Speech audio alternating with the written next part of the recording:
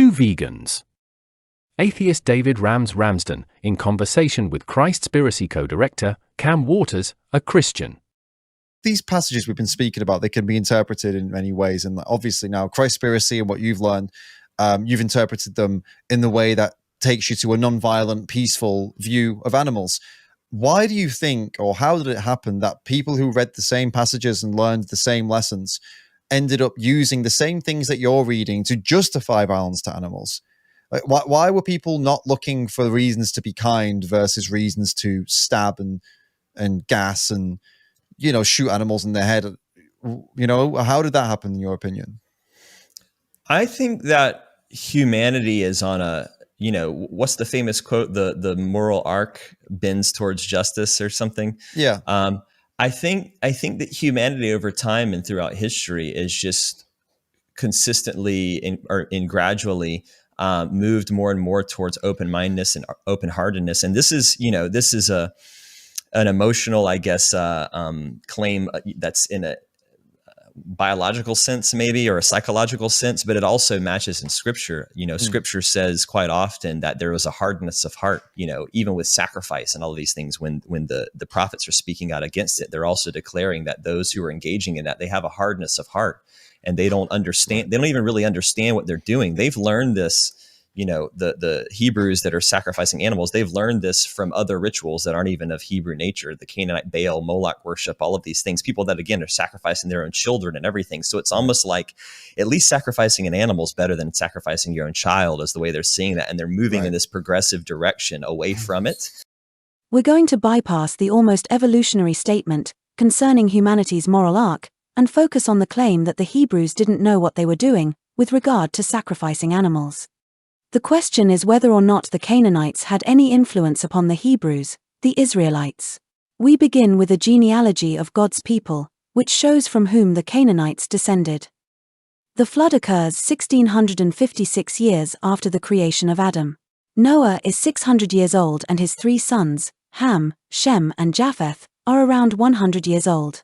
It is written that some years after the flood, Ham has relations with his mother, while Noah is drunk. Genesis 9, verses 20 to 25.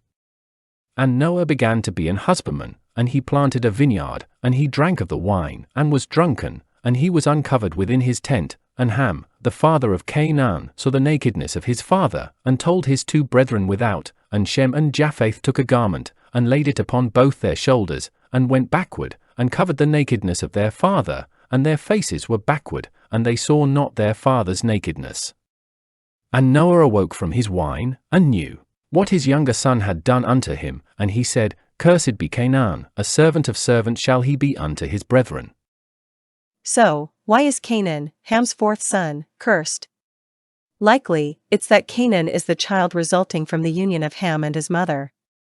The descendants of Canaan are the tribes which God commands be utterly destroyed when Israel possesses the land. In fact, the descendants of Ham, and particularly Canaan, is the who's who of Israel's enemies, including Egypt, Assyria, and Babylon. So, the land of Canaan is established shortly after the flood of 1656, which took place over 500 years before the birth of the patriarch, Abram, later Abraham.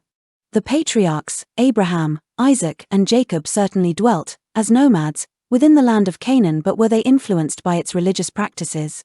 The obvious answer is no. Genesis 46 informs us that Jacob's extended family, numbering around 70, went into Egypt. That occurred 786 years after the flood. It's while dwelling in Egypt that the Hebrews grow in number, becoming a nation of slaves. Eventually, God leads the Hebrews out of Egypt, with Moses and his elder brother, Aaron, as his spokesman. God delivering Israel from slavery in Egypt is the key event of the Old Testament, with the blood of the Passover lambs, of Exodus 12, acting as protection from the plague which brought death to all of the firstborn in Egypt, both man and beast.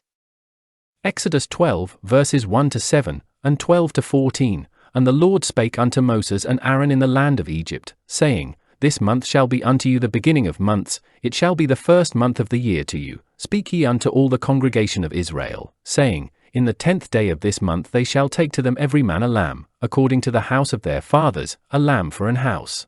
And if the household be too little for the lamb, let him and his neighbor next unto his house take it according to the number of the souls, every man according to his eating shall make your count for the lamb. Your lamb shall be without blemish, a male of the first year. Ye shall take it out from the sheep, or from the goats, and ye shall keep it up until the 14th day of the same month, and the whole assembly of the congregation of Israel shall kill it in the evening. And they shall take of the blood, and strike it on the 2 side posts and on the upper door post of the houses, wherein they shall eat it. For I will pass through the land of Egypt this night, and will smite all the firstborn in the land of Egypt, both man and beast, and against all the gods of Egypt I will execute judgment. I am the Lord. And the blood shall be to you for a token upon the houses where ye are, and when I see the blood, I will pass over you, and the plague shall not be upon you to destroy you, when I smite the land of Egypt. And this day shall be unto you for a memorial, and ye shall keep it a feast to the Lord throughout your generations. Ye shall keep it a feast by an ordinance forever. The flight from Egypt takes the Israelites across the Gulf of Suez and then southeast to Mount Sinai, or Horeb, in the wilderness of Sinai. It's here that God communicates his commands and statutes. There is absolutely no influence from other nations. God writes the law on tablets of stone, at the top of the mountain, and hands them to Moses.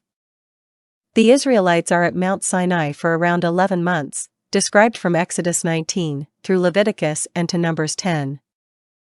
During this time, God provides a highly detailed model of the society he demands, covering such matters as permitted relationships, health, food, finance, compensation, servitude, and, of course, sin and animal sacrifice. We're going to outline just 2 examples of animal sacrifice, and ignore the burnt offerings, peace offerings, sin offerings, guilt offerings, and the Day of Atonement. Firstly, we're going to show that the 6th commandment, thou shalt not kill, doesn't apply to animals, and then move on to God's instructions regarding the daily tabernacle ritual. Exodus 20, verses 13 and 24. Thou shalt not kill. An altar of earth thou shalt make unto me, and shalt sacrifice thereon thy burnt offerings, and thy peace offerings, thy sheep, and thine oxen. In all places where I record my name I will come unto thee, and I will bless thee. Exodus 29, verses 38, 39 and 42. Now this is that which thou shalt offer upon the altar, 2 lambs of the first year day by day continually, the 1 lamb thou shalt offer in the morning, and the other lamb thou shalt offer at even. This shall be a continual burnt offering throughout your generations, at the door of the tabernacle of the congregation before the Lord, where I will meet you, to speak thereunto thee. So, if animal sacrifice were ordained directly by God, why would the Old Testament prophets speak out against it? The answer is that, elsewhere, Waters cites Jeremiah 8:8, which in the Berean Standard Bible reads, "How can you say, we are wise, and the law of the Lord is with us?" But in fact, the lying pen of the scribes has produced a deception. This is interpreted as evidence that the Torah itself has been altered, and isn't a reliable account of God's nature. Bizarrely, that renders the Old Testament as a collection of texts, which includes an admission that it's deceptive. The premise of Christspiracy is that the 4 Gospels were chosen, from many available, in order to maintain the cult which sacrificed animals for meat. Unsurprisingly, the Torah must also be undermined, as animal sacrifice was commanded by God and is integral to the Holy Bible narrative.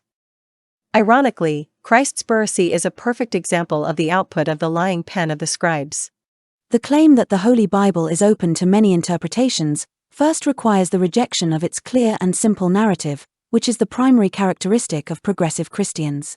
The parts which don't resonate with itching ears have to be obscured, and verses, taken out of context, built up into evidence for a predetermined message.